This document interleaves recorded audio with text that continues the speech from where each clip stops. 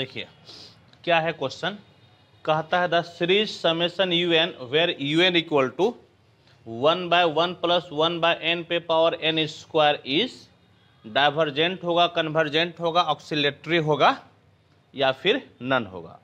इसमें कुछ root test लगेगा। क्या होता है कुछ रूट टेस्ट? कहता है let you n be always positive, you n आपका हमेशा पॉजिटिव है, and limit n tends to infinity you N पे power 1/n equal to l, ये लिमिट आपका l के बराबर है। तो कहता है यदि l 1 से छोटा होगा तो सीरीज आपका कन्वर्जेंट हो जाएगा, 1 से बड़ा होगा तो डाइवर्जेंट, और यदि 1 के बराबर हो जाए तब टेस्ट फेल हो जाएगा। हम लोगों को जो है ना वो मतलब कन्वर्जेंसी और डाइवर्जेंसी के लिए दूसरा टेस्ट करना पड़ेगा। तो आइए इस चीज़ को हम लोग बनाते हैं, समझ गए, देखते हैं कि कैसे बनेगा। देखिए सॉल्यूशन यू एन बराबर क्या है 1/1 + 1/n पे पावर कितना n स्क्वायर। तो यू एन पे पावर 1/n कितना हो जाएगा, इसका एक n कट जाएगा, 1 + 1/n पे पावर कितना हो जाएगा n, समझ गए। अब आप इसका लिमिट ले लीजिए, तो limit n tends to infinity you N पे पावर 1/n बराबर limit n tends to infinity 1/1 + 1/n पे पावर n। और याद कीजिए तो इसका वैल्यू क्या होता है, इसका वैल्यू e होता है या नहीं, इसका वैल्यू क्या होता है e होता है, यानी कि 1/e हो गया। और 1/e, e का मान 2 और 3 के बीच होता है, 2.5 समथिंग होता है, यानी कि 1/2। तो 1 से छोटा होगा 1 से बड़ा, 1 से छोटा ना, 1/2 1 से क्या हो गया छोटा हो गया, समझ गए। अब बताइएगा तो कौन सा रूल लगेगा, ये भाई सब आपका कन्वर्जेंट हो जाएगा, कन्वर्जेंट, यानी कि ऑप्शन आपका हो जाएगा 2 नंबर आपका हो गया ऑप्शन। ठीक है, चलिए इसको आप नोट कीजिए।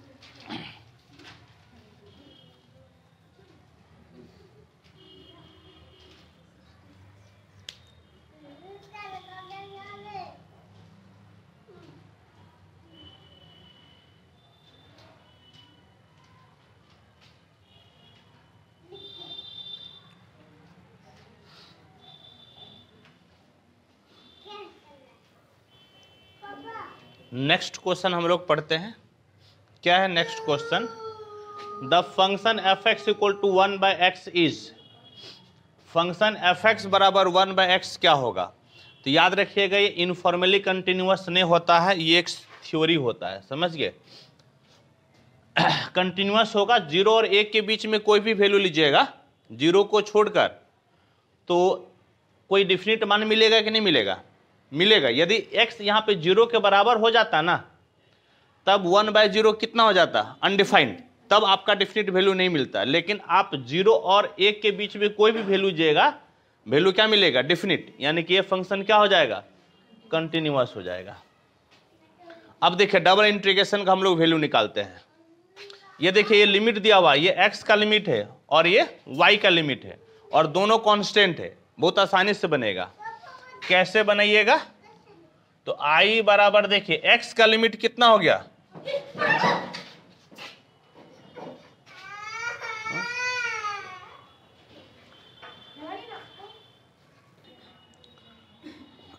देखिए x बराबर लिमिट क्या दिया हुआ है, x = है 0 to 1, x स्क्वायर को अलग कर लीजिए, समझ गए।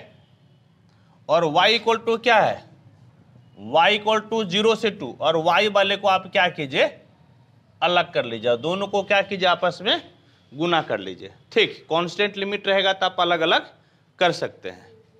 तो अब देखिएगा तो कितना हो गया बोलिएगा, तो i बराबर x³ 0 से 1 और y² 0 से 2, ये 1/3 इंटू ये कितना जी 4/2, 2 ना, i बराबर कितना हो गया 2/3, i = हो गया 2/3, ऑप्शन नंबर आपका हो गया फर्स्ट। ठीक है, ऑप्शन नंबर आपका हो गया फर्स्ट। ठीक। इसको आप नोट कीजिए।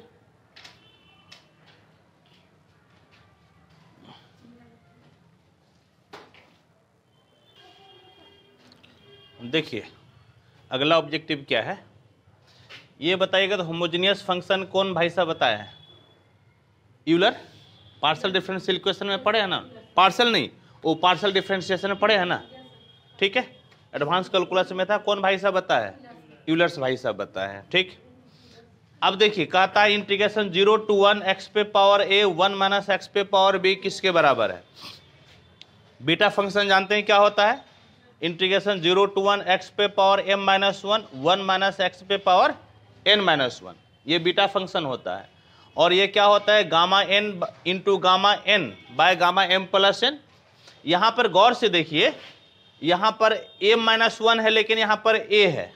ठीक, यहाँ पर n माइनस 1 यहाँ b है, यानी कि यदि यहाँ पे m माइनस 1 है उससे एक ज़्यादा यहाँ पर हो गया गामा m, n माइनस 1 है उससे एक ज़्यादा गामा n, और नीचे दोनों का जोड़। इसी तरह से जो यहाँ पर है एक ज़्यादा, बोले हाँ या नहीं? b है तो एक ज़्यादा, और नीचे दोनों का आपका हो गया जोड़, यानी कि gamma a plus 1 gamma b plus 1 by gamma a plus b plus 2 हो गया। ऑप्शन नंबर आपका हो गया 2, समझ गए? ऑप्शन 2। नेक्स्ट देखिए आपका क्या है, if t is the tension at the point p of a catenary and t note that at lowest point, then the weight w of the arc cp of catenary is. क्या होता है? याद कीजिए इस क्वेश्चन को हम लोग पढ़े थे। फॉर्मूला बोलिएगा तो क्या होता है? सॉल्यूशन t इक्वल टू क्या होता है? WI, बोले हाँ या नहीं? और t नोट इक्वल टू कितना?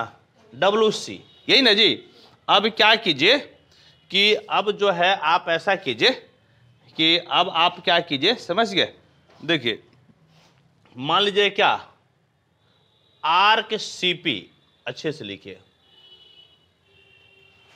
आर्क CP इसका जो है इसको S मान लीजिए, और W बराबर जो है ना, W का मतलब पूरा वेट, यानी कि WS, W का मतलब क्या हो गया? WS, इसको छोटा w लिखिए, W का मतलब आपका होगा WS। ठीक है, यानी कि S लंबाई का, ये छोटका W क्या हो गया? पर यूनिट वेट होता है। छोटका W क्या होता है?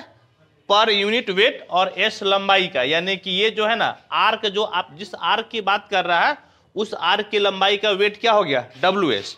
अब देखिए तो अब क्या निकालिए, t square minus t note का स्क्वायर, ये कितना हो गया बोलिएगा तो? W square y square minus W square c square, W square common y square minus c square. एक फॉर्मूला याद है, पढ़े आप लोग? फॉर्मूला क्या होता है बोलिएगा तो? y स्क्वायर बराबर c square plus s square. तो ये आपका हो गया W स्क्वायर, और c को इधर लेते हैं तो कितना हो जाएगा? s स्क्वायर, और ये किसके बराबर है? बड़का W का स्क्वायर, यानी कि t square minus t note का स्क्वायर का रूट बराबर कितना हो गया? W। तो कह रहा था कि वेट किसके बराबर होगा? तो कौन सा ऑप्शन हो गया? ऑप्शन नंबर ए हो गया। ठीक है, चलिए इसको आप नोट कीजिए। अच्छा बैठाते रुकिए ना।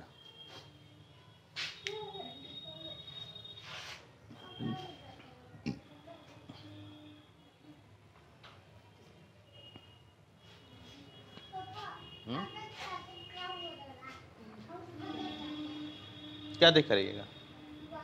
यहीं से देखिए, अरे वाह, वहाँ कोई लेकर भाग जाएगा तब किसको जाएंगे खोजने हम? यहीं से देखिए आप। अच्छा वहाँ गेट से देखिए।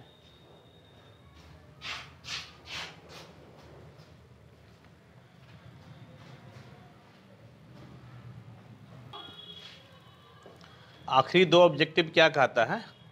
कहता है कि इसमें से कौन सा सही है। इस सब वर्चुअल वर्क के बारे में लिखा हुआ है। समझ गए? The virtual work done by the normal reaction is not zero, ये गलत है। ठीक, the virtual work done by the tension eight inextensible string is not zero, ये गलत है, ये भी जीरो होगा। The virtual work done by the reaction between two bodies of the material system is zero. ये सही है, ये थ्योरी होता है, समझ गए। किस वर्क को हम लोग जो है किस वर्क डन को ओमिट कर सकते हैं, उसमें ये थ्योरी आता है, आप पढ़े होंगे। अगला क्वेश्चन देखिए क्या है, if vector r is not equal to 0, vector g is not equal to 0, then the resultant force vector r and the couple vector g can be again be reduced to a single force r acting parallel to the original direction at the distance। इसका ये याद कीजिएगा, 2 number होगा। ठीक, आपका हो गया objective खत्म।